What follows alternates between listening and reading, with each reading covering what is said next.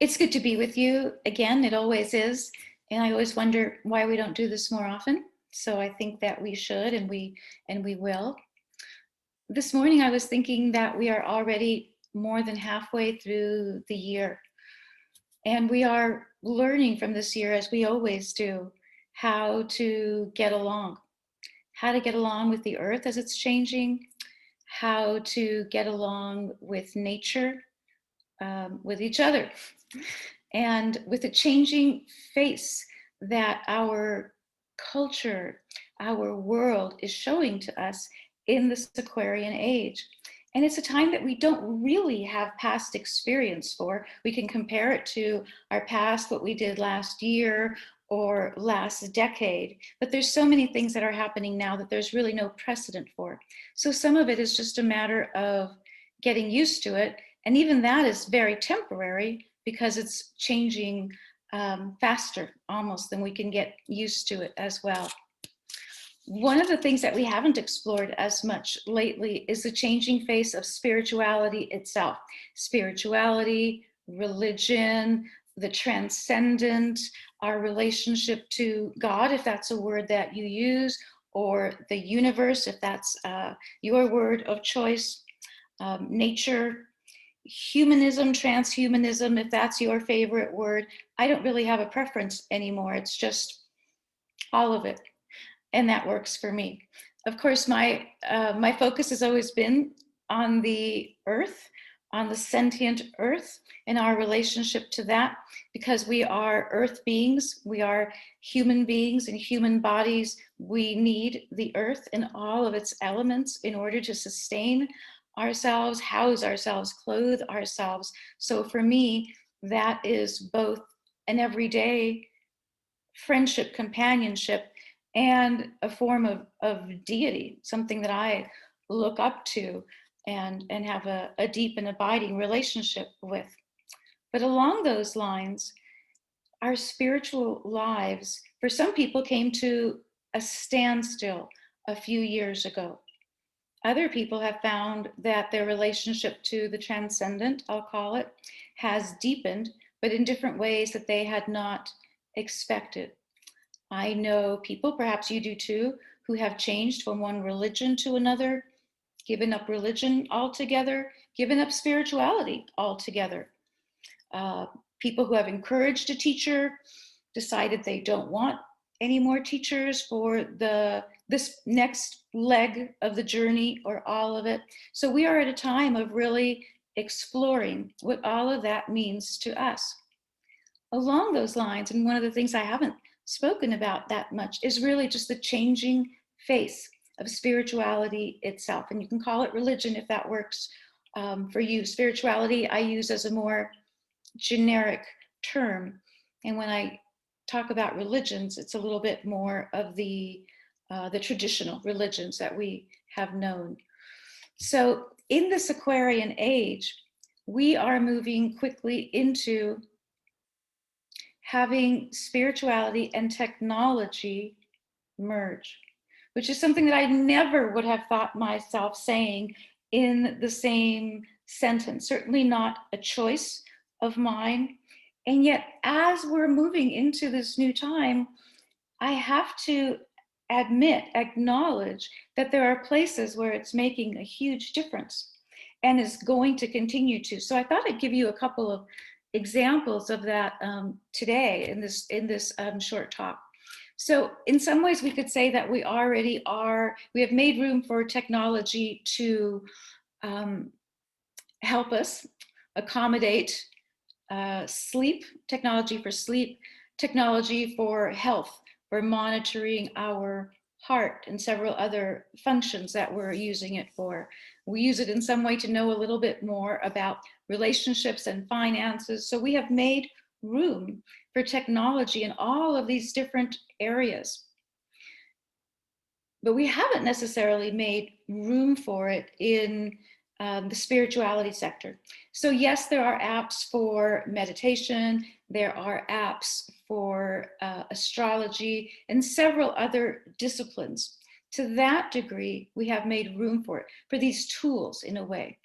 But we haven't yet acknowledged or made room for technology helping us, enabling us to understand transcendence, to understand enlightenment, to understand all these words and experiences that in some ways we have known, trusted that we have to go inward, that we have to understand the self, that we have to understand some of the traditions, study some of the historical archives that are available to us through a variety of spiritual traditions. And so we have understood that. That was our fact. That was our basis. And now that's changing. When I describe things to you, I always say for better and worse, because I can always see the positives in some of the things. And at the same time, I'm always wondering, but what will we lose? What will we lose if we go down that one path?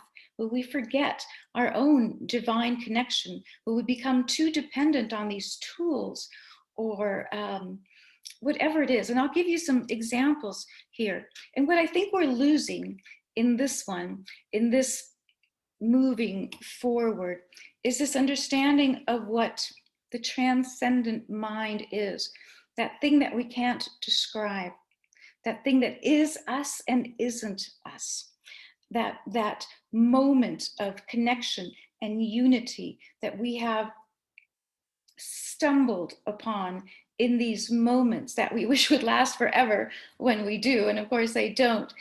But that we did that on our own through something that we can't quite describe. Because in this new way of moving into the Aquarian age, we're talking a lot more about brain, not mind, not transcendent, even though that is the goal. So brain to brain connection. So we're not necessarily calling that telepathy, which is just this merging of different minds or essences. In this kind of science-based, technology-based tradition, we're looking at brain to brain communication. And they call that engineered spirituality. So here's some new terms today. So not just spirituality. In this description, brain to brain requires a certain amount of engineering. And so it's really already called engineered spirituality. Not available to all of us yet, but it is being created for the masses, for mass market. So that's one example. Everything is sort of moving to science-based, technology-based. And so now we add the words spirituality to that. Science-based spirituality, engineered spirituality. All of these different terms belong or begin with the Aquarian age, and we'll have to see where they take us, really. So now technology is going to take us to a spiritual experience. So if technology is, let's say, the governor of this, it doesn't really matter whether you believe in God or a God or not, because technology is your tour guide. Technology is the vehicle. Whatever you want to believe on your own doesn't really matter for the sake of this argument. So we are then moving into this area. Sorry, saw something at a distance there that shouldn't have been there. So it's kind of a revolutionary way of looking at things. It is a new thing to welcome into our changing times, something to begin to note and see and follow and see what it's going to become in this way.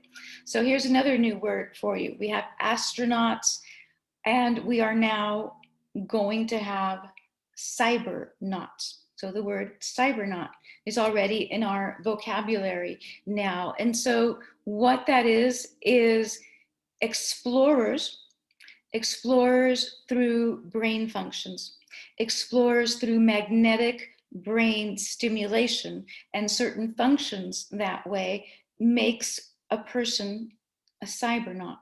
If you go far enough down that path, you too can become a cybernaut.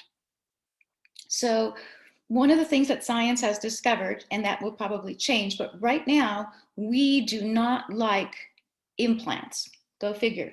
We do not necessarily want the microchip in our wrist or next to our thumb or right behind our ear. These are some of the things that have been tried, and they work. They actually work really well. However, there's a real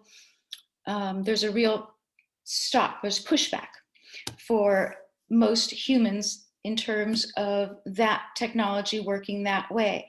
But technology has found that we don't seem to mind wearables, as they're called. We don't seem to mind glasses that we can attach special little filters to that allow us to see things in a deeper way of 3D or virtually, or all of these different things. So wearables is the compromise for that for now. And so this way of tuning into a kind of magnetic resonant brainwave in something that can be worn, these are very much being explored now. So wearables in terms of clothing, wearables glasses, wearables earbuds, wearables caps, lots of other different things like that. So this is then revolutionary if it becomes part of our mass social complex, social structure. We don't question things anymore when we see almost everyone wearing earbuds. And so we'll come to a place where we probably won't question it if some people are magnetically connected in ways that we are not yet. What's interesting about this subject, along with other things, is that there are ethics involved, right? There are ethics of how far to take something like this, and how far can the mind or the brain go? How far can we explore some of these things? Because it is kind of a new thing. So that is part of this as well. What is an authentic spiritual experience if it is induced? Is it authentically spiritual if it's been induced with timed release psychedelics, let's say, or psychedelics combined with this magnetic theory, magnetic wearables that way? But they do, it is proven that these experiences are real to the people that have them. They are life changing, life altering, and that they are very therapeutic. So let's say, even if we don't necessarily go the way of talking about full enlightenment, and we don't want to think about this artificial kind of enlightenment, but some of these wearables or some of these therapies, as they have already been used, have been used to help people overcome fears, overcome anger, overcome sadness, develop psychic skills, develop other latent skills where the brain can learn from the technology then to be more. So in the same way that we can understand that AI, artificial intelligence, learns to have more skills, we are now at a place where we can learn to have other skills that we did not have via these forms of technology, spiritual technology. So where we used to depend on other therapies, psychological therapy and hypnotic therapy and lots of other ways, now we are really pushing the boundaries of this other way. So to give you some other words to consider, some that I'm interested in my own way as well: eco-spirituality, a way to understand from a spiritual sense that we are the earth, or how to relate to the earth as a partner, all the species, the plants, that there is artificial technological ways to communicate with plants and animals. And so some part of me thinks this is crazy, and another part thinks this is fantastic. And so it's kind of in between, and we have to just navigate where we are going with this. Another positive I could say is that if we are deeply embedded within this spiritual sense, it may very well come to us how to stop, prevent some of the disasters that we are facing on the earth now. Some of the real big questions that definitely have solutions, and yet we're wondering, where will these solutions come from? Who will bring them? If we haven't thought of them yet, how will we think of them? And it may very well be that we have to turn to a technology to remind ourselves of the importance of nature and how to structure ourselves to that. So that's an example of eco spirituality mixed with technology. And another example I can give you is social spirituality. We are relearning how to engage one another again. We see around us such divisiveness. I know you do, I do. And so we have been moving further and further apart. There are technologies and stimulations and wearables that can help us weave together and see ourselves differently, recognize each other differently, recognize the fabric of our culture and the social aspects of being human and how important that is, and reweave some of these things back together that have really been torn apart. The fabric of our social structures are really being torn apart before our eyes right now. So these are some of the ideas that I wanted to communicate to you. There are technologies that help members of a certain group to stay in sync and to share emotions with each other. You know, if I could convey the emotion that I feel when I am with the earth in the way that I am, I would surely do that.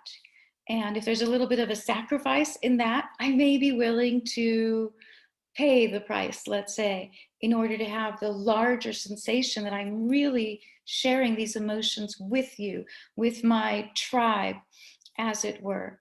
So the downsides are obvious because we all, in some ways, or most of us do, you know, we have that little thrill of the new things that technology does, certainly about new gadgets that make our life easier.